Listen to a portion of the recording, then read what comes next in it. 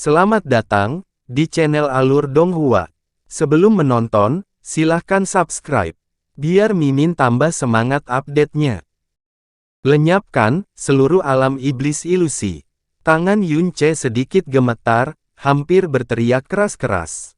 Berpegangan pada batu giok emas yang bahkan tidak terasa hangat, jantungnya berdetak tak terkendali, itu berisi kekuatan untuk melenyapkan alam iblis ilusi dalam sekejap. Betapa menakutkannya keberadaan ini.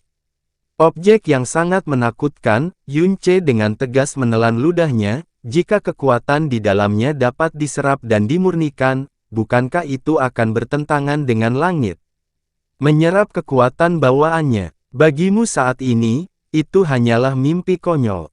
Jasmine tertawa dengan jijik. Untuk sepotong kecil batu giok yang mengandung cukup energi untuk menghancurkan seluruh alam iblis ilusi, dapatkah Anda bayangkan betapa padatnya energi yang dikandungnya? Saat ini Anda tidak akan dapat memahami tingkat kekuatannya, apalagi menanggungnya.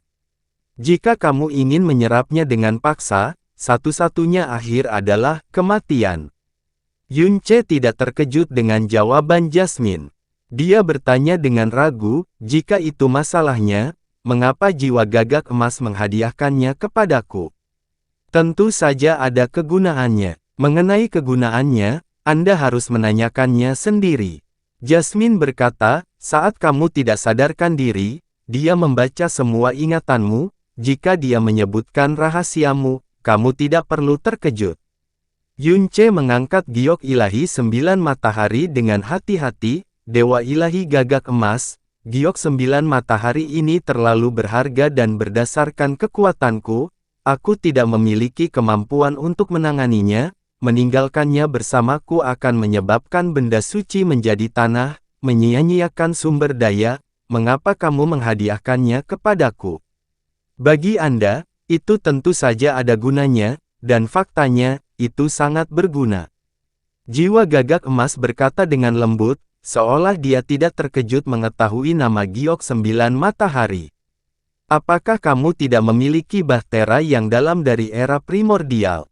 Bahtera mendalam itu memiliki kemampuan mistis untuk berpindah antar ruang hampa, namun, untuk mengoperasikannya, Anda memerlukan jumlah energi yang tak tertandingi. Dan giok 9 matahari ini mampu memberi kekuatan pada tabut mendalam primordial, mampu membantunya melakukan perjalanan di antara kehampaan, setidaknya itu akan memungkinkanmu melakukan perjalanan kembali ke benua langit mendalam yang selama ini kau ingin kembali. Jika bukan karena pengingat Jasmine, dia akan sangat terkejut dengan kata-kata jiwa gagak emas. Membaca ingatannya oleh orang lain jelas merupakan pengalaman yang sangat mengerikan. Semua pengalamannya, hubungannya, rahasianya, bahkan pikirannya yang tak terkatakan, semuanya diketahui oleh seseorang. Itu bahkan lebih buruk daripada telanjang di depan semua orang.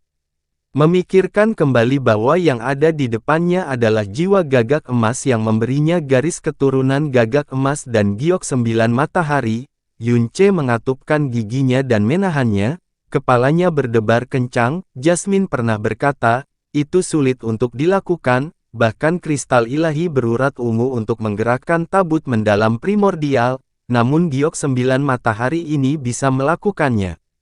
Dengan begitu, dia bisa segera menggunakan tabut mendalam primordial untuk kembali ke benua langit yang mendalam, kembali ke sisi orang-orang yang dia impikan siang dan malam. Selama kekuatan giok ilahi dari 9 matahari tidak habis, dia bahkan bisa menggunakan tabut mendalam primordial untuk dengan bebas melakukan perjalanan antara benua langit yang mendalam dan alam iblis ilusi, dan dia tidak akan diperhatikan oleh siapapun. Dia benar-benar bisa melakukan perjalanan sesuai keinginan dan keinginannya. Yunce jelas bukan orang yang tidak masuk akal. Dia dengan gesit memasukkan giok 9 matahari ke dalam mutiara racun langit. Hati Yunce terasa lebih ringan setelah giok 9 matahari yang berisi kekuatan mengerikan itu lepas dari tangannya. Dia kemudian berterima kasih kepada jiwa gagak emas dengan sungguh-sungguh. Saya berterima kasih atas kemurahan hati Dewa Gagak Emas. Saya berharap Dewa Gagak Emas akan memaafkan kata-kata tidak sopan saya sebelumnya.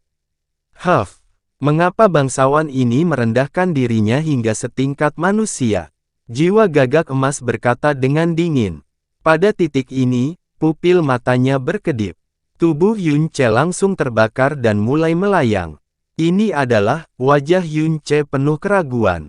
Lautan kematian adalah tempat terbaik bagimu untuk berlatih.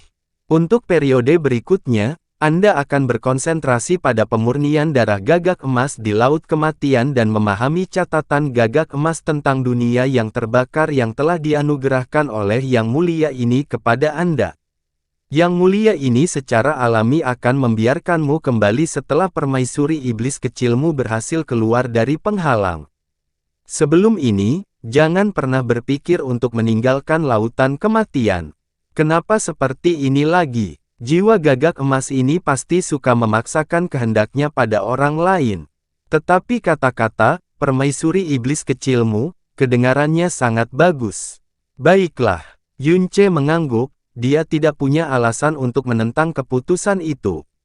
Lautan kematian memang merupakan tempat paling cocok baginya untuk bercocok tanam. Juga, setelah kamu memurnikan darah Gagak Emas, makanlah ini. Setelah berbicara, cahaya ungu muncul dari dalam pupilnya yang terbang dengan cepat menuju Yunce. Saat cahaya ungu mendekat, semburan tangisan yang memekakkan telinga terdengar. Mata Yunce terbuka lebar, cahaya ungu dalam garis pandangnya semakin dekat, bentuk aslinya kecil, tapi cahaya ungu yang mengelilinginya sangat dalam, berputar seperti binatang buas, dan kemanapun ia pergi, ruang di sekitarnya terdistorsi. Di atas, awan guntur yang awalnya ditekan oleh jiwa Gagak Emas kini menyelimuti seluruh langit, dan suara gemuruh guntur yang memekakkan telinga bisa terdengar. Namun bukan perubahan ini yang paling mengejutkan Yunce. Apa yang membuatnya bersemangat adalah saat cahaya ungu itu muncul, seolah-olah pembuluh darahnya yang dalam adalah seekor binatang tidur yang terbangun dan sedang gelisah. Perasaan gelisah seperti ini bukanlah hal asing sama sekali. Cahaya ungu dari petir yang menghancurkan dapat dilihat dalam garis pandangnya, namun dia tidak merasakan sedikit pun rasa takut atau penolakan. Sebaliknya, dia merasakan perasaan yang sangat familiar, sampai ke hatinya. Saat cahaya ungu mendekat, Yunce tanpa sadar mengulurkan tangan untuk meraihnya. Segera, semua petir di atas menghilang, dan bahkan auranya menjadi sangat lembut. Di dalam telapak tangan Yunce, ia menampakkan wujud aslinya, benih yang sangat kecil yang memperlihatkan cahaya ungu yang lembut dan ilusi. Ini, mungkinkah benih petir dewa jahat? Itu benar. Ini memang benih petir dari benih dewa jahat. Karena kamu telah mewarisi kekuatan dewa jahat, ini tentu saja milikmu. Jiwa Gagak Emas melanjutkan, awalnya muncul di alam iblis ilusi dan bangsawan ini mendapatkannya. Awan guntur yang tak ada habisnya di dalam lembah api Golden Crow Lightning ini muncul karena kekuatannya. Sekarang setelah dikembalikan, lembah api Gagak Emas ini tidak akan lagi memiliki awan petir. Kamu sekarang memiliki benih api dan air untuk membentuk tubuh jahat roh api dan tubuh jahat roh air. Ketika Anda telah menggabungkannya ke dalam vena mendalam dewa jahat Anda akan membentuk tubuh jahat roh petir. Ketika itu terjadi, bahkan 10.000 jenis petir tidak akan mempengaruhi Anda. Belum lagi petir yang dibentuk oleh energi yang dalam, bahkan petir dari langit tidak akan mempengaruhimu.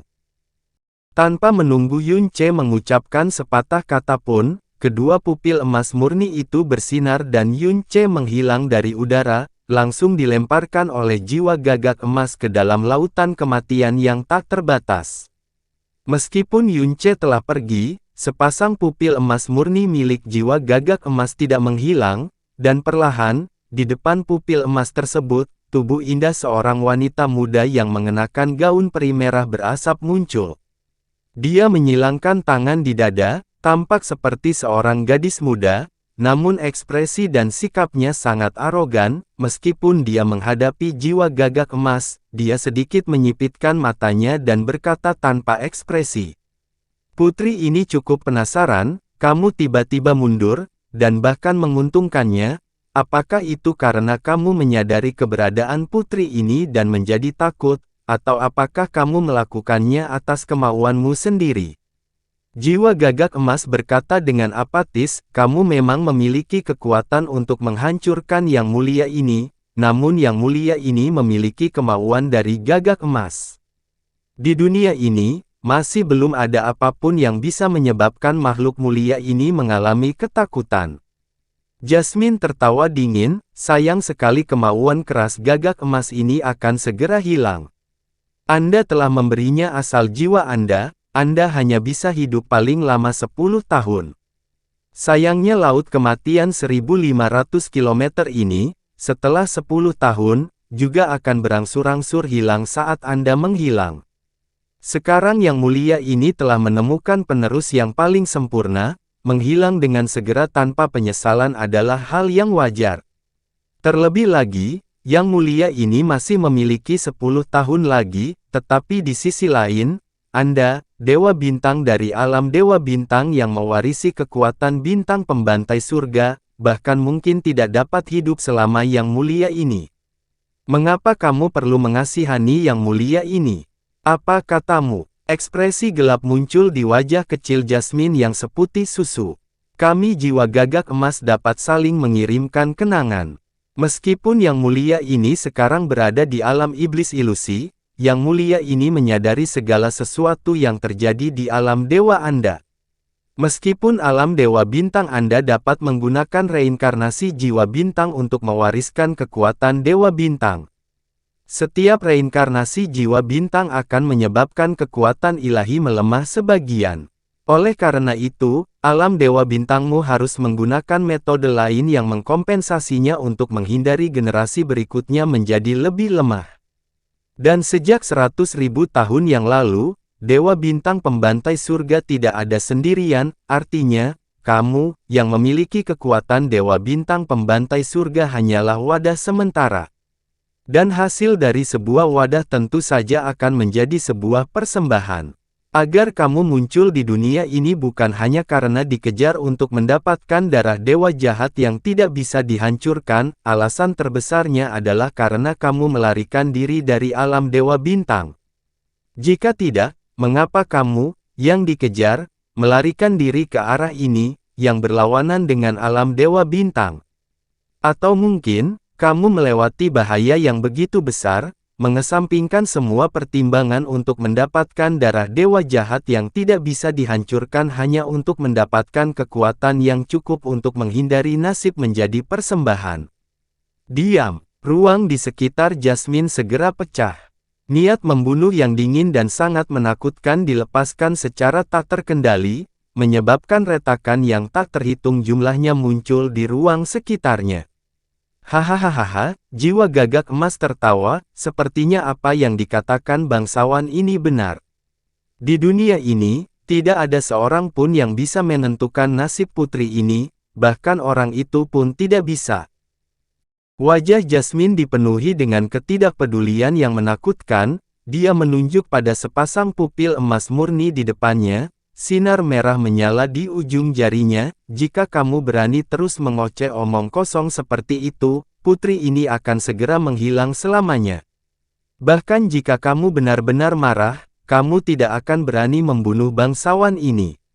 Tempat ini bukanlah terowongan spasial. Jika Anda benar-benar melepaskan energi pada tingkat yang cukup untuk membunuh bangsawan ini, itu akan menyebabkan alam dewa bintang menyadari kehadiran Anda.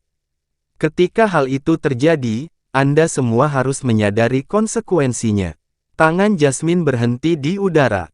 Setelah sekian lama, dia perlahan-lahan menurunkan lengannya, bahkan kemarahan dan niat membunuh yang dia ledakkan sebelumnya telah sedikit mereda, ekspresi ketidakpedulian kembali terlihat di matanya. Dia berkata dengan dingin, seperti yang diharapkan dari jiwa yang menampung keinginan dan ingatan gagak emas, hal-hal yang kamu ketahui terlalu berlebihan. Urusan putri ini bukan urusanmu. Karena kamu tahu banyak, putri ini akan menanyakanmu sebuah pertanyaan. Karena kamu telah membaca seluruh ingatan Yunce, maka kamu harus tahu bahwa warisan Phoenix, Dewa Naga, dan kamu, Gagak Emas, ada di tempat kecil ini. Bintang kutub biru, bahkan benih dewa jahat telah muncul di dunia ini. Di alam semesta tanpa batas dengan bintang yang tak terhitung jumlahnya ini, memiliki pewaris warisan ilahi adalah 1 dalam 100 miliar, namun di bintang kutub biru kecil ini, terdapat begitu banyak, dari era primordial. Apa sebenarnya yang terjadi pada bintang ini? Untuk memiliki sisa-sisa dari begitu banyak dewa? Pertanyaan Jasmine yang tiba-tiba membuat jiwa Gagak Emas terdiam. Sepasang pupil emas murni berhenti bergerak untuk waktu yang lama. Kemudian, dia berkata dengan suara yang kuat, karena kamu ingin tahu, Yang Mulia ini akan menjawabmu.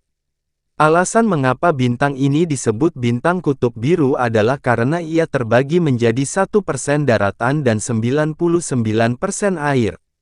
Dari luar, bintang ini berwarna biru. Namun sebelumnya tidak disebut Blue Pole Star. Saat itu, daratannya 40% dan 60% air. Alasannya karena pada masa musibah Dewa Purba, sebagian besar daratan hancur menjadi kehampaan, menyisakan 1% saat ini. Terlebih lagi, bintang ini terletak di ujung lain dari kekacauan spasial sebelumnya, bahkan tidak sampai 100 alam bintang dari dunia tempat Anda dilahirkan. Apa? Jasmine mengerutkan alisnya, apa maksudmu? Apakah saat itu bintang ini melintasi separuh kekacauan spasial? Itu benar. Ia terus ada setelah mengalami kekuatan seperti itu, dan 90% tanahnya dihancurkan, bahkan di alam dewa, ini adalah keajaiban yang tidak dapat ditiru. Orang yang melestarikan bintang ini justru adalah dewa jahat. Karena bintang kutub biru ini, adalah bintang pertama yang dia ciptakan. Setelah kematian dewa jahat, satu-satunya yang mengetahui keberadaan dunia ini hanyalah beberapa dewa yang memiliki hubungan baik dengan dewa jahat. Dewa Naga, Phoenix, dan Gagak Emas adalah 3 di antara mereka. Itulah satu-satunya alasan mengapa mereka meninggalkan warisan mereka di bintang ini dengan kekuatan yang lebih rendah. Setidaknya, alam bintangmu tidak akan menyadari keberadaan bintang yang melintasi setengah dari kekacauan spasial. Dengan kata lain, alasan mengapa Phoenix, Dewa Naga, dan kamu memberinya warisan garis keturunan dan bahkan asal-usul jiwa, adalah karena dia memiliki kekuatan dewa jahat. Jasmine menyipitkan mata. Tentu saja tidak. Jiwa Gagak Emas menyangkal dan pada titik ini, suaranya menjadi sangat mendung, meskipun kita hanyalah jiwa yang telah meninggalkan tubuh makhluk ilahi, dan kekuatan kita berkali-kali lebih lemah dari itu, alam tempat kita berada adalah jiwa, seorang dewa, kami secara kasar dapat mendeteksi aura yang hanya dapat dideteksi oleh mereka yang berada pada level dewa. Namun aura mengerikan itu terus berlanjut, semakin dekat dengan kenyataan, kontribusi terbesar yang dapat kita berikan adalah memberikan segalanya, termasuk asal-usul jiwa kita kepada orang yang paling cocok. Ketika Yang Mulia ini melihat asal-usul jiwa Dewa Naga dan Phoenix di dalam jiwanya, Yang Mulia ini tahu bahwa mereka juga telah memperhatikan aura yang sama. Meskipun bangsawan ini membenci kekuatan Phoenix, bangsawan ini tidak akan membunuh keinginannya sendiri hanya karena kebencian. Aura, yang seharusnya sudah punah, yang kamu bicarakan, apa itu? Jasmine mengerutkan alisnya dan bertanya. Doakan saja itu salah persepsi. Jika tidak peduli seberapa kuat alam dewa bintangmu, itu juga akan jatuh ke dalam ketakutan yang tak ada habisnya. Mengikuti kata-kata terakhir dari jiwa Gagak Emas, pupil emas murni yang tertanam di langit perlahan menghilang. Di langit, awan guntur ungu tua menyebar dengan cepat. Sedikit demi sedikit, warna langit berubah dari ungu tua menjadi merah tua. Benua langit yang mendalam, negara angin biru, kota awan terapung, klan Xiao. Sebuah kursi rotan tua terletak di bawah pohon kuno dengan dedaunan kering.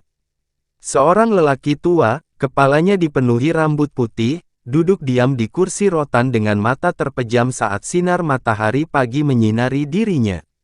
Seorang pria berpakaian hitam berjalan ke halaman, langkah kakinya diam, siluetnya seperti monster.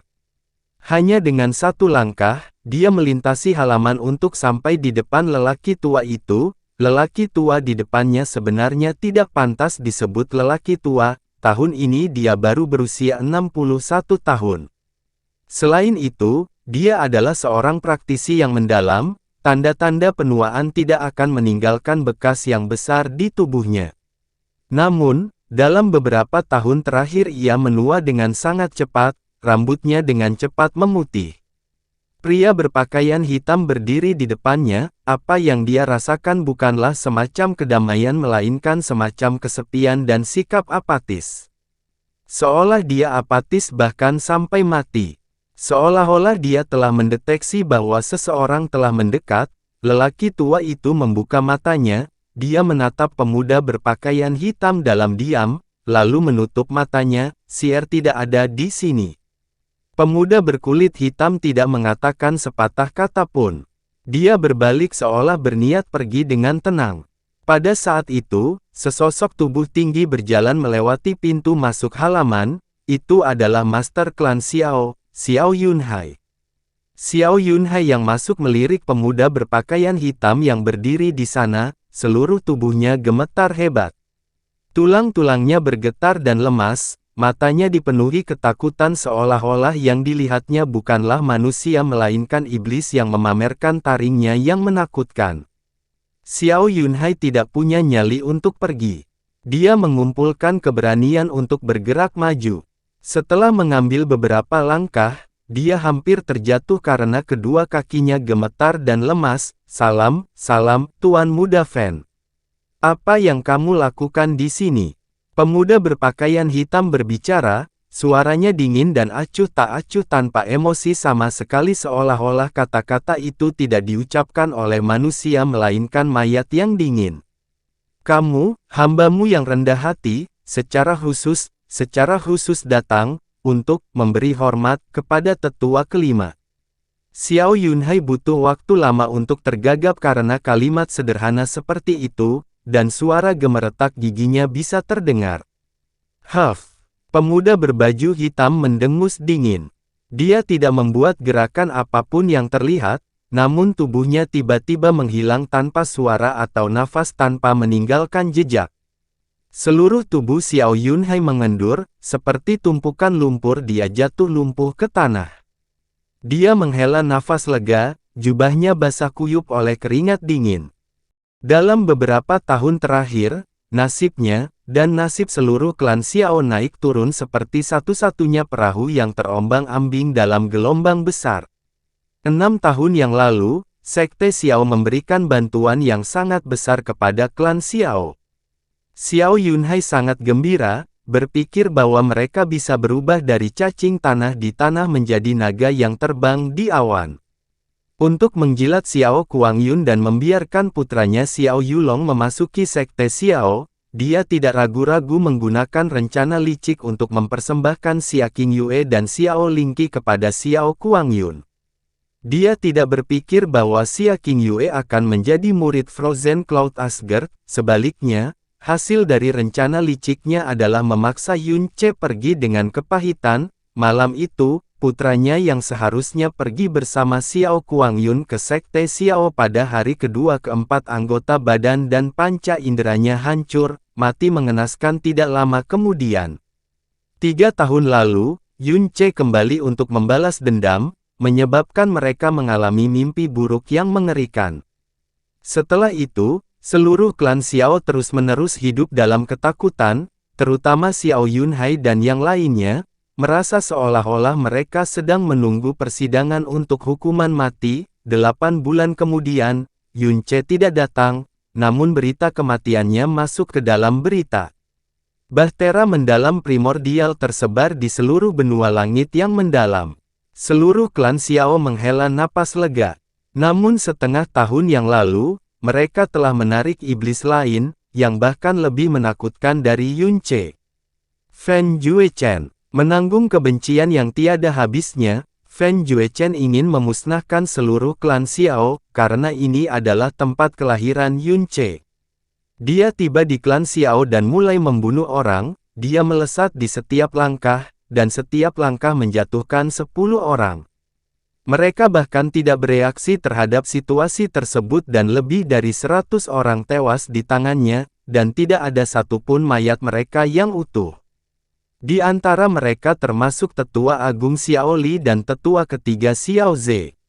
Sepanjang keseluruhan kejadian, dia tidak mengucapkan sepatah kata pun dan tidak menunjukkan ekspresi apapun, seolah-olah dia datang dari neraka, seperti malaikat maut yang datang untuk memanen kehidupan. Hal yang paling menakutkan adalah mereka yang mati di bawahnya, mayat mereka membusuk dengan cepat dalam awan gas hitam, berubah menjadi tumpukan arang. Dan orang yang menghentikan iblis ini adalah Xiao Lingqi. Ketika Xiao Lai dan Xiao Lingqi yang memiliki wajah penuh ketakutan muncul, iblis itu menghentikan pembantaiannya saat emosi bergelombang milik manusia muncul di wajah tanpa emosi itu. Setelah itu, dia menghentikan pembantaiannya terhadap klan Xiao dan terus tinggal di tempat ini. Alasan mengapa dia tetap tinggal juga karena Xiao Lingqi. Dia menjadi eksistensi seperti iblis bagi klan Xiao.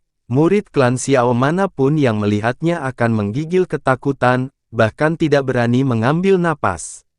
Hal baiknya adalah dia mendengarkan Xiao Lingqi dan tidak membunuh lagi anggota klan Xiao.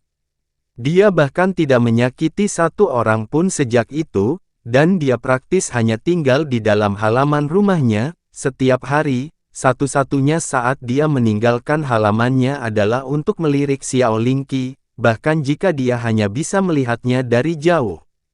Saat itu, untuk menghindari kekacauan perang, Xiao Lai membawa Xiao Lingqi kembali ke kota awan terapung di mana perang tidak akan menjangkau mereka.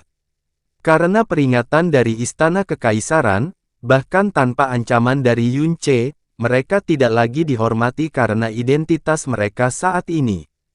Xiao Lai adalah kakek dari suami permaisuri saat ini dan ketika Fan Juechen tiba, semua orang memperlakukan Xiao Lingqi dan Xiao Lai seperti leluhur mereka, tidak berani mengabaikan mereka sedikit pun.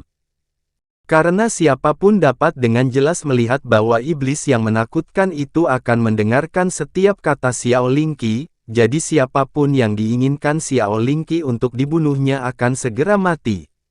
Tetua kelima, Fan Juechen telah pergi tetapi Xiao Yunhai masih ketakutan. Menghadapi Xiao Lai, dia berkata dengan hormat, kekuatan kekaisaran Phoenix Ilahi sedang mendekat, gerbang kota awan terapung sudah terbuka lebar. Wali kota Yuan dan wali kota Situ berangkat 2 jam yang lalu untuk secara pribadi memimpin tentara kota yang berjarak 30 km dari kota untuk menyambutnya, dan setelah tentara Phoenix Suci memasuki kota, mereka memperingatkan klan Xiao kita untuk tidak melakukan sesuatu yang tidak sopan. Baru saja, tentara Phoenix Suci telah tiba, tetua kelima mungkin merasa nyaman, tidak ada perlawanan, jadi tidak boleh ada pembunuhan sembarangan. Xiao Lai membuka matanya. Tidak ada kesedihan, kekecewaan atau keengganan di matanya, hanya hamparan abu-abu. Itu bagus, karena kita pasti akan dipermalukan, setidaknya kita bisa menghindari kematian warga sipil yang tidak bersalah. Dari jauh terdengar gelombang keributan, seolah semakin dekat. Xiao Yunhai buru-buru mengeluarkan giok transmisi suara dan meliriknya, lalu dengan hati-hati berkata kepada Xiao Lai, tetua kelima, tentara Phoenix Suci tidak memasuki kota, tapi malah ditempatkan di luar kota, mengepung kota dengan erat. Saya tidak yakin apa yang ingin mereka lakukan. Saya akan segera memberitahu para murid klan, bahwa mereka harus berperilaku baik selama hari-hari ini. Tetua kelima, aku tidak akan mengganggu istirahatmu lagi. Xiao Yunhai mundur 2 langkah. Meskipun Fan Juechen tidak hadir, dia tetap hormat, tidak berani menunjukkan sedikit pun kelalaian. Itu karena di matanya, Fen Juechen beberapa ratus ribu kali lebih menakutkan daripada tentara Divine Phoenix. Lagi pula, menghadapi tentara Phoenix suci, seseorang hanya harus dengan patuh menyerah dan mendengarkan, mereka tidak akan membantai seluruh kota. Namun dengan Fen Juechen, sedikit saja kelalaian dapat menyebabkan seseorang mati tanpa jenazahnya utuh. Pada saat ini, suara bingung datang dari luar. Masalah besar. Tetua kelima, masalah besar. Seorang murid muda klan Xiao terhuyung-huyung dengan tergesa-gesa. Ketika dia melihat Xiao Yunhai, dia tersentak, "Tuan klan, ternyata kamu ada di sini." Masalah, Xiao Lingqi dia. Ucapan mendesak dan nama Xiao Lingqi menyebabkan mata Xiao Lai terbuka lebar. Jantung Xiao Yunhai juga berdebar kencang. Dia berteriak, "Apa yang terjadi pada Xiao Lingqi? Cepat dan bicara." Dia, murid klan Xiao itu tersedak dengan keras, dia dihentikan oleh pasukan Divine Phoenix, Jenderal Divine Phoenix itu sepertinya, dia ingin. "Apa katamu?" Siluet hitam pekat tiba-tiba melintas di udara. Fen Juechen yang telah pergi sebelumnya tiba-tiba muncul di depan murid klan Xiao, seolah-olah dia adalah iblis. Dia menarik kerah bajunya dengan satu tangan, tapi segera melemparkannya ke samping. Tubuhnya dipenuhi dengan niat membunuh saat tubuhnya melintas, sosok hitam pekatnya bergegas menuju arah utara dengan kecepatan yang mengerikan. Kurang dari 1,5 kilometer sebelum gerbang kota Floating Cloud, Feng Huwei, Jenderal Huwei yang perkasa dan cemerlang dari kerajaan Phoenix Suci. Dia memiliki garis keturunan Phoenix dan berasal dari sekte Divine Phoenix. Di dalam Divine Phoenix Army, dia memiliki prestise dan pangkat yang sangat tinggi. Pada saat yang sama, dia juga memiliki tingkat kultivasi mendalam yang sangat tinggi, alam mendalam Tyrant tingkat 1. Bahkan di dalam sekte, dia bisa menjadi penatua. Dia adalah salah satu pemimpin invasi Blue Wind Nation. Dan tugas penting untuk menjatuhkan kota awan terapung kali ini dipimpin olehnya secara pribadi. Seperti yang dia duga, di bawah 25.000 pasukan kuat yang dia pimpin, kota awan terapung bahkan tidak berani menunjukkan perlawanan sedikit pun. Kedua wali kota membuka gerbang lebar-lebar dan pergi atas kemauan mereka sendiri untuk menyambut tentara dan menjilat sepanjang perjalanan. Setelah membiarkan tentara mengepung seluruh kota, dia memasuki kota awan terapung dengan mengendarai seekor mastif api raksasa yang ganas dengan 500 kavaleri di belakangnya, bersama dengan wali kota Yuan Tuo dan wakil wali kota Situnan yang membungkuk dan mencakar. Bahkan tanpa identitasnya sebagai Jenderal Huwei, dia sangat jelas mengetahui seperti apa seorang tuan di negeri angin biru, belum lagi kota awan terapung yang kecil. Matanya menyapu kota awan terapung, semua yang ada di sini ada di telapak tangannya, semudah menginjak seekor semut. Faktanya, pasukan berjumlah 25.000 orang tidak diperlukan, dia sendiri yang bisa dengan mudah meratakan seluruh kota awan terapung, lupakan tentang terluka, bahkan setitik debu pun tidak akan menimpanya. Setelah mengalahkan kota Floating Cloud, misinya akan selesai setelah menemukan tambang kristal raksasa di sekitar kota Floating Cloud dalam waktu sesingkat mungkin. Itu bukan sekadar tugasnya kali ini, itu adalah tujuan akhir dari Divine Phoenix Empire menyerang Blue Wind Nation. Memberantas Blue Wind Nation hanyalah sebuah taktik untuk membodohi orang lain. Tak seorang pun akan berpikir bahwa alasan mengapa tentara Divine Phoenix menginvasi Blue Wind adalah karena kota terkecil dan paling tandus di Blue Wind Nation. Dia awalnya berpikir bahwa tugas itu tidak ada gunanya hingga ekstrim dan juga membosankan, sampai seorang gadis menarik perhatiannya. Gadis itu mengenakan gaun biru mengalir, dari jauh sosoknya tampak anggun, mengharukan, dan sangat halus. Mengikuti langkahnya yang lambat, gaunnya akan melayang di belakangnya. Sosok indahnya bisa dilihat sesekali.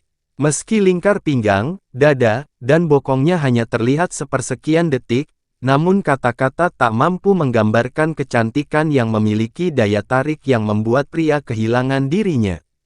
Meski hanya sedikit yang terlihat, namun sungguh indah. Kulit lehernya yang sedikit terbuka berwarna seputih salju dan seperti permata, seolah-olah sedikit tembus pandang hingga tulangnya hampir terlihat. Sebagai Jenderal Hu Wei yang merupakan seorang tuan besar, dia telah melihat banyak sekali orang namun dia masih terkejut. Pada saat itu, dia merasa seolah-olah dia telah melihat peri cantik yang jatuh di antara umat manusia. Langkah kaki gadis itu semakin cepat, rupanya ingin menghindari penjajah yang menakutkan itu. Feng Huwei memiliki tatapan berapi-api di matanya. Dia menunjuk ke depan dengan cara yang sangat mendesak, "Ayo, hentikan nona kecil itu, biarkan jenderal ini memperhatikannya dengan baik." Setelah teriakan kaget seorang gadis muda, Xiao Lingqi dikelilingi oleh sekelompok orang yang mengendarai kuda api. Dia tidak bisa bergerak maju atau mundur, dan matanya membelalak ketakutan. Apa yang kalian inginkan?" Warga sipil kota awan terapung semuanya melarikan diri.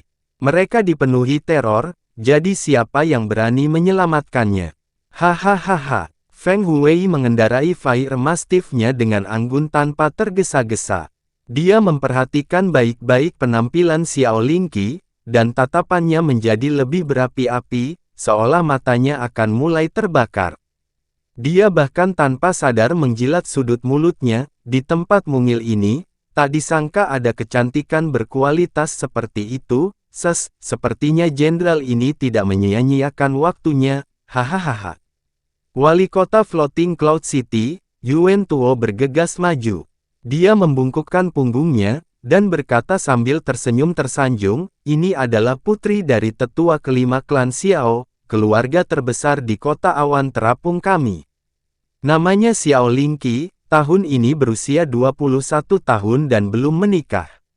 Jenderal Hu Wei memiliki mata yang bagus, dia jelas merupakan kecantikan nomor satu di kota awan terapung kami.